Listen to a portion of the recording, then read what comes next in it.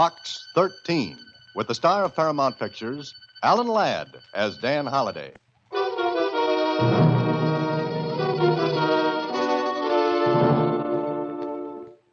Box 13, care of Star Times.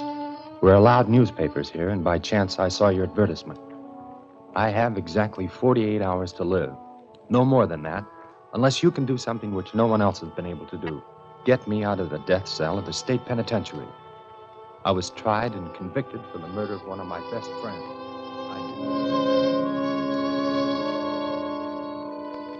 I was tried and convicted for the murder of one of my best friends.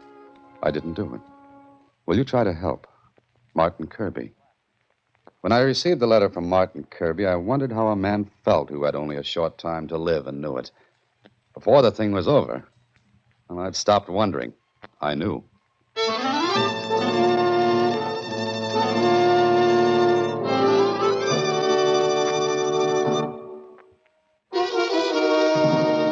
And now, back to Box 13 and Dan Holliday's newest adventure, Hunt and Peck.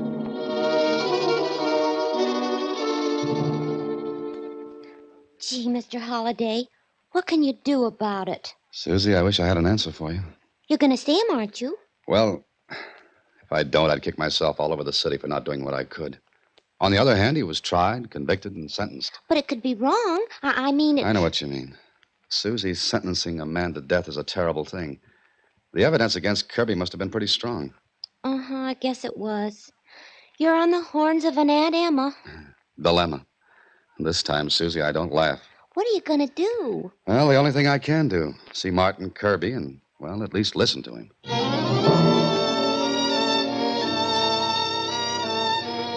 I didn't think you'd come, Mr. Holliday. Why not? Well, there must have been a million guys in this place. All innocent. Sure, maybe. Some of them were and are. I am. What time? I mean... I know what you mean.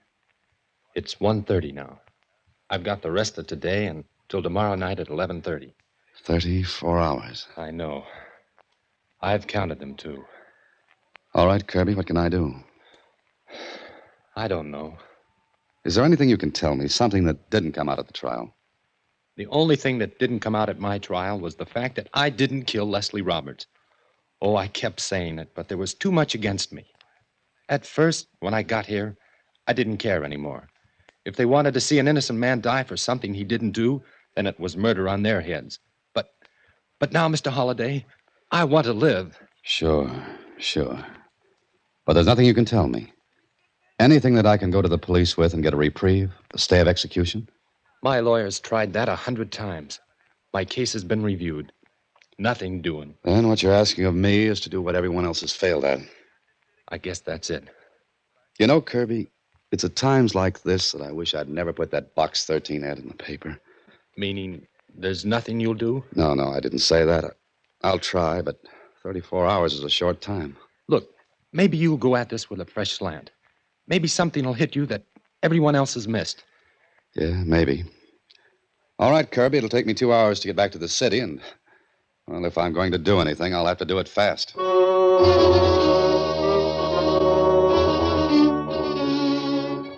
Driving back to the city, I felt like someone who has to tell a kid there's no Santa Claus. Because I was almost sure that Kirby had no chance. What could I do?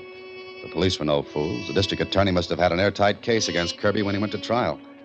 Well, I'd promised to help, so my first stop in the city was the Star Times, and down to the morgue to read up on the case. It was all there. Whoever covered the case for the Star Times had done a great job of reporting. I looked at my watch. It was 3:45. Martin Kirby had 2 hours and 15 minutes less than the original 34, and all I had done so far was to stack up a pile of newspapers. I started from the beginning, but the story of the murder of Leslie Roberts itself told me nothing. Then I got into the transcript of the trial. It took me 3 hours to read everything carefully. And when I finished, I could have summed up the whole thing just as the prosecutor did. Gentlemen of the jury, you've heard the testimony in this case. The state has proved the following facts. 1, Martin Kirby was desperately in need of money. 2, the deceased, Leslie Roberts, was insured for $100,000. His beneficiaries being the accused, Martin Kirby, and another partner, William Morgan. The double indemnity clause in the insurance policy meant that both Kirby and Morgan would receive $100,000 each. Third point. The accused quarreled with the deceased over Mrs. Roberts, wife of the murdered man. Fourth, we have established the murder weapon. This gun belonged to Martin Kirby. True, the serial numbers were filed off, but scientific work revealed the numbers, and this gun belonged to Martin Kirby. He's admitted it. And thinking to get rid of it, he threw it into a sewer near Leslie Roberts' home. Now, perhaps Mr. Kirby believed the police of this city to be fools. Far from it. Their work has established beyond doubt that Martin Kirby is a murderer. Oh, sure, it was a good case. I stacked the papers in a pile and left the Star Times and went down to police headquarters to see Lieutenant Kling. Sit down, Dan. What's on your mind? Martin Kirby? Oh? Why? I've seen him. He wrote to Box 13. Ah. He's innocent, huh? Did you work on the case? No, Inspector Rawlings handled it. Why? But you know about it. Sure. Yeah, I sometimes manage to know what's going on. Look, Kling, you're a good detective. You've got brains. I'll buy you malted milk sometime, but you didn't come here to hand me posies. Do you believe Kirby's guilty? Yes. From the evidence? That's what we base our cases on. It's inherent in the judicial and legal system. Now, what do you want from me? A new system? I told you I saw Kirby. Kling, he doesn't act like a guilty man. Oh, now, wait a second. Who's this? That's a photograph of Marion Oberling. So, what am I supposed to do? Look at her. Nice and sweet, isn't she? I've never met her. Oh, but I did. Butter wouldn't melt in her mouth. A smile that would soften up the Rock of Gibraltar. Talks like an angel. But she killed a kid to get 35 cents from him. Now, look, you've got a soft heart, Dan. But you've got a tendency to let it run right into your head. Maybe you're right, Kling, but I promised Kirby I'd plug away until time was out. I like to keep promises. And that's your business, Dan. But why did you come to me? For any help you could give me? Which adds up to a big zero. Kling, I read the transcript of the trial. Kirby was the only suspect. He had motive, opportunity. So did Mrs. Roberts and William Morgan. It was Kirby's gun that put Leslie Roberts in the obituaries. Someone else could have used it. So his defense lawyer said. But Kirby couldn't explain how it got into that sewer. But Kirby called the police when he went to Roberts' house that night and saw Roberts dead. Sure. We get dozens of cases where the killer tries to play smart. He calls the police, figuring it'll make him look good. But he had to kill Roberts, run outside, throw the gun into the sewer, then go back inside and call the police. So? That's a big chance to take in case someone heard the shot and came to investigate. Killers take chances, Dan. Okay. Now, the paper said there was a note from Roberts asking Kirby to come to his house that night. Yeah. That's why Kirby said he happened to go to Roberts' house that night. The only night in the week that Mrs. Roberts is always out. The police said Kirby could have typed that note. Right. But Kirby's defense lawyer said Roberts could have typed it. Look, you type a note to me asking me to meet you. Then what do you do? What do you mean, what do I do? You write your signature 9 times out of 10. You don't type it. So? That means anyone could have typed it. I know. To get Kirby to Roberts' house. That's it. So that was all brought out at the trial. The jury saw it the way the prosecution summed it up. That Kirby typed that note to make it seem as though he was asked to Roberts' place. But both Mrs. Roberts and Morgan also stood to gain by Roberts' death. Each gets $100,000. Look, the case is closed. Too many things added up against Kirby. Sometimes things can be added up wrong. Figures and facts. You're knocking your head against a stone wall. So I'll get a headache. That's about all. Okay, I'll carry aspirins with me. But, say, could I look at that note? What for? This is a favor. Okay, I'll take care of it for you. But I'll give you 6-2 and even that Martin Kirby will be executed tomorrow night at 11:30.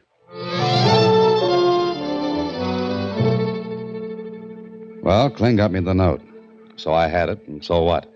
All it said was, Marty, be at my house tonight at 8:30. Less. It was typed and had been left in Kirby's typewriter at the office. Susie and I studied it. What do you expect to get out of it, Mr. Holliday? I don't know, Susie. Gee, like you said, anybody could have typed it. That's right. Kirby denies he did. Nobody can prove Roberts did or didn't. Not now. Maybe that Mr. Morgan or Mrs. Roberts did. Uh-huh. Gee, what if either one of them did it, and they're letting an innocent man be executed? Oh, it wouldn't be a comfortable feeling. Susie. What's the matter? Did I say something? Yeah. Maybe you did, Susie. Maybe you did. What?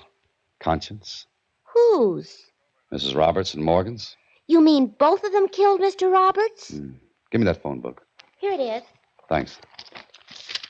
Roberts. Leslie Roberts. What are you going to do, Mr. Holliday? Play a little poker. You're going to play cards at a time like this? Not quite, just a bluff. I'm holding a pair of deuces. I don't get it. Hello? Is this Miss Leslie Roberts? Yes. Who's this? Never mind, just listen. Tomorrow night at 11:30, just 24 hours from now, Martin Kirby will be executed for the murder of your husband. Who are you? What do you want? Does your conscience bother you, Mrs. Roberts? What do you mean by that? Don't you know, Mrs. Roberts? Is this some kind of a stupid joke? Hardly. They're not joking at the state penitentiary. Mrs. Roberts, Yes? I know something that can make you uncomfortable, but I'm willing to talk about it. I don't know what you mean. You're either insane or completely without feeling. If you're interested, meet me at the corner of Carpenter and Pastel Place at midnight. And why should I do that? That's for you to think about, but I think you know already. Now listen carefully. I'll be wearing a light tan topcoat, brown felt hat. I'll carry a leather briefcase. Goodbye. Mr. Holliday, what was that for? I told you. All I've got is a pair of deuces. Now, I'll make the same call to Morgan, but first, one to Kling. I'm certainly bewildered. Don't you ever change. You're wonderful as is. What did I do? Nothing at all. Susie, after I make this call to Kling and one to Morgan, I'll either have something to help Martin Kirby Or what? or a wonderful notice in the obituary column of the Star Times.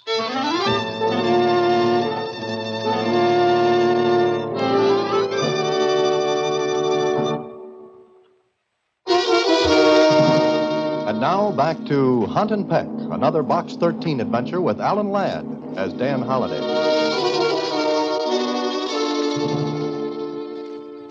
I made the same phone call to William Morgan that I made to Mrs. Roberts, but I tipped Kling to something before I did.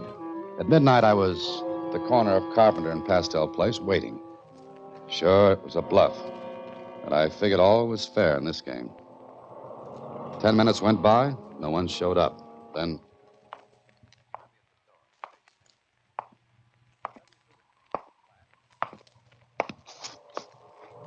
Got a light, Bub? yeah, sure. Thanks. It's all right. It's a wonder they wouldn't put streetlights here. Guy could get lost easy. Yeah, he could. Yeah. Okay, thanks for the light. You're welcome. Okay, Dick. See you tomorrow, then. Good night.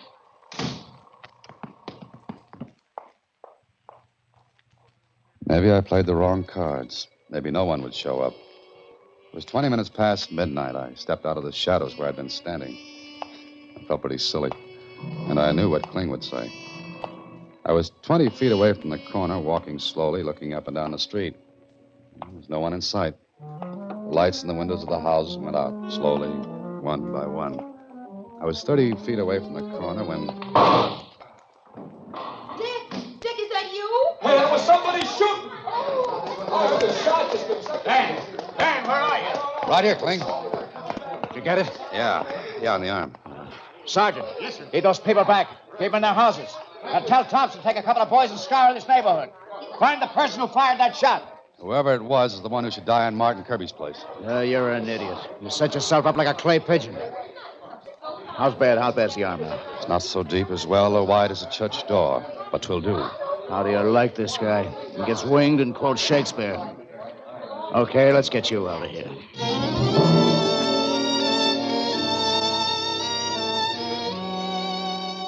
Feel better? Yeah, thanks. What for? Who fired the shot? I don't know. No luck? Whoever it was in one of the buildings. And running somebody to ground in that neighborhood takes a squad of men. Yeah, I was afraid of that. Okay, so what have you got now? A bullet through your arm? Cling. Morgan is the real murderer of Leslie Roberts. Boy, Mrs. Roberts reported my phone call to you, didn't she? that's right. But Morgan didn't. I know that. So he was afraid it was a blackmailer who knew he killed Roberts.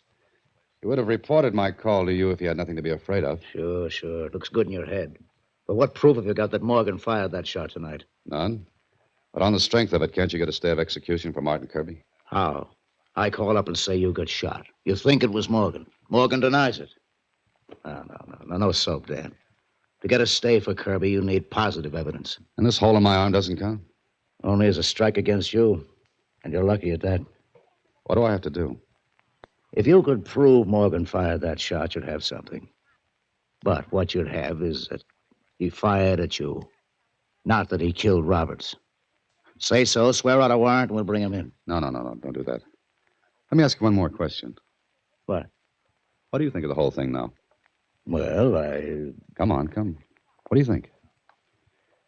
I think you've got something, but the police haven't. I was afraid of that. All right, Kling. Any objections if I keep going? None for me, but you'll have to do it alone. As far as the department's concerned, the Roberts case is closed. I'd never get permission to work on it, Dan. Not even on your own time? That's different. Okay. Keep in touch. Yeah, I will. Meanwhile, you keep alive. Well, there wasn't anything more I could do that night.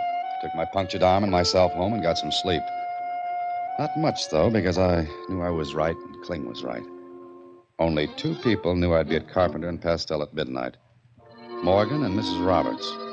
Mrs. Roberts had called the police to report my call. Morgan hadn't. All Morgan had to do now was to lay low until Kirby was executed. But he had been worried enough to take a shot at me. Then I thought of something else. The next morning in my office...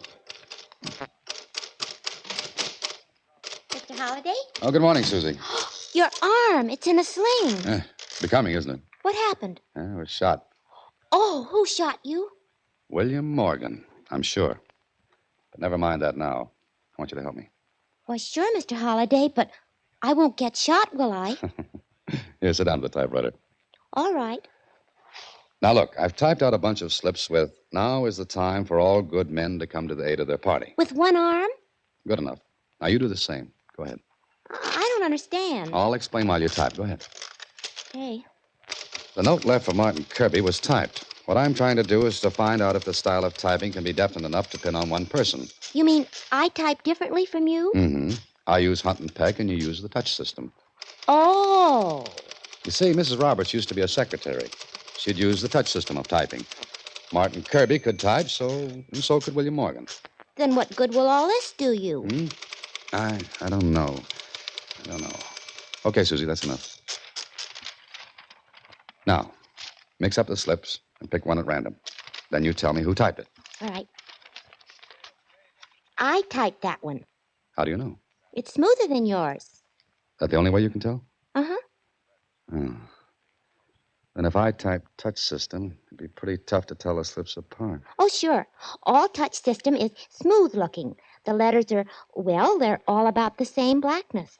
Okay, that's another lead shot. Gee, I'm sorry, Mr. Holliday. Look at that clock. 10 minutes past 12. Less than 12 hours left for Kirby. Susie, I'm as sure as I can be that Morgan's guilty. That he shot me last night. Then why don't the police arrest him? It's dangerous for a man like that to be loose. Yes, I think you're right, but Susie. Uh-huh. Remember what you said about conscience? Mm-hmm. Well, look, if Morgan was sure of himself, he wouldn't have tried that stunt last night. All right, because he did, it means that a little more work on him might make him break, huh? You're not going to let him shoot at you again. Oh, not if I can help it. But I am going to see him. You will be careful, won't you, Mr. Holliday? Susie, I have only one life to give my work. But it so happens I like it.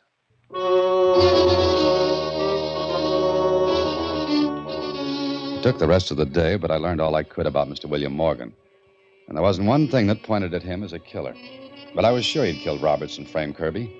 He knew Kirby and Roberts had quarreled. He could have taken Kirby's gun from Kirby's desk at the office. He could have typed the note leading Kirby to Roberts' house. And among other things, he had been a demonstrator for a typewriter concern. How did that help? Answer, not at all. Because Mrs. Roberts and Kirby both typed touch system. That I found out when I read the report of the trial. Okay, I had one angle left. Work on Morgan. Work on him hard enough to crack him wide open, if it could be done. So that night, 2 hours before Martin Kirby was to die, I buzzed at Morgan's house.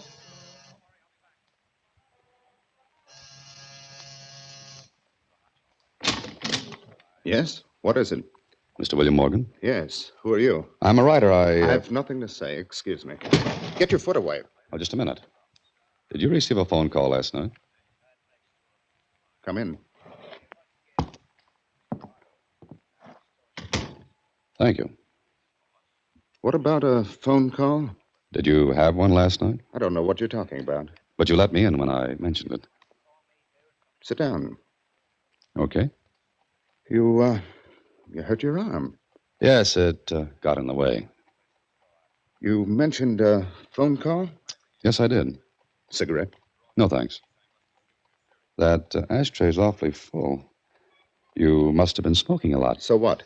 Nervous, Mr. Morgan? Now, look here. I've had enough of this. What do you want? And who are you? My name's Holliday. I called you last night.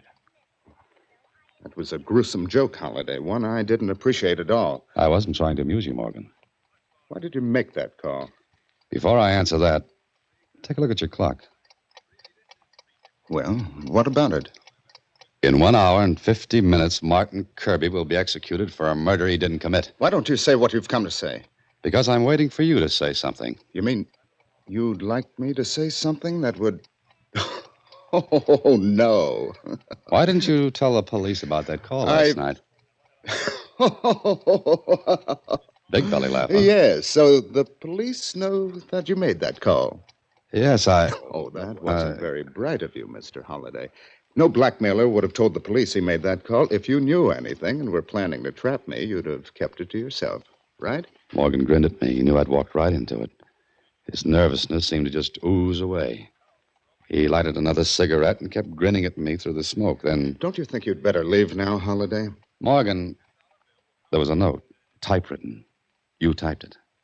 Did I? Yes. Maybe you don't know this, but that note can put you in Kirby's place. Yes? How? Well, there's a way of telling who typed a note. Every typist has a different touch. And when enlarged, the touch of one typist will show up differently from another's. Kirby's defense lawyer missed that bet. But I didn't. You talk a great deal too much, Holliday. But it's interesting conversation, isn't it? I don't believe what you said. No? Here's the note. The police lent it to me, and... Yeah, that's all, Holliday. Stay sitting. You really wanted that note, didn't you? And I've got it. And that gun in your hand. It's the same one you shot me with last night. And this time it won't be in the arm. No, I suppose not. Look, Holliday, it's almost 10. In about 1 hour and a half, Kirby will be executed. Now, you settle down and wait until 11:30. What do you mean? 2 birds with 1 stone. Kirby and you at 11:30.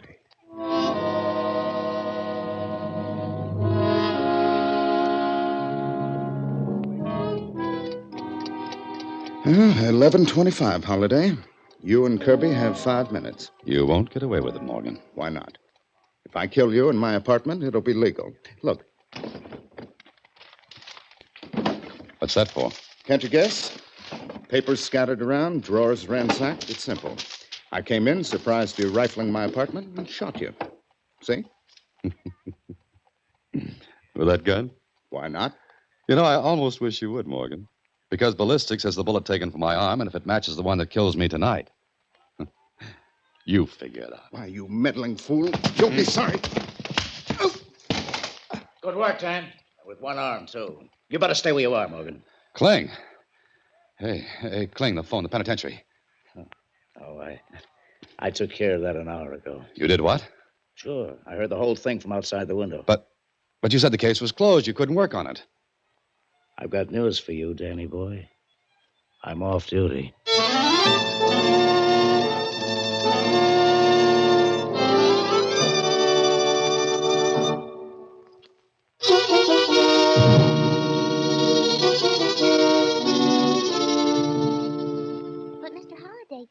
said nobody could tell the difference between typists. That he did, Susie. And a bluff about the bullet. Well, any bluff in a poker game, Kling.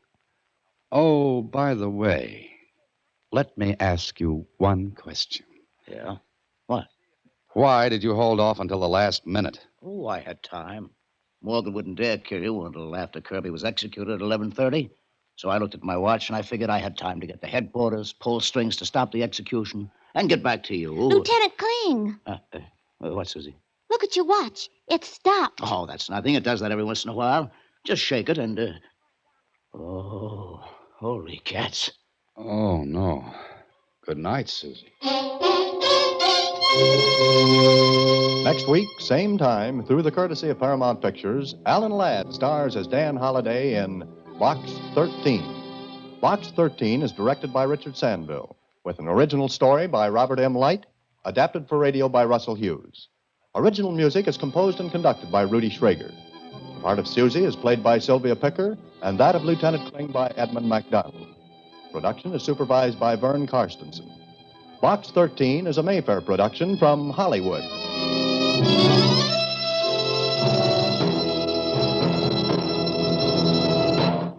Watch for Alan Ladd in his latest Paramount picture.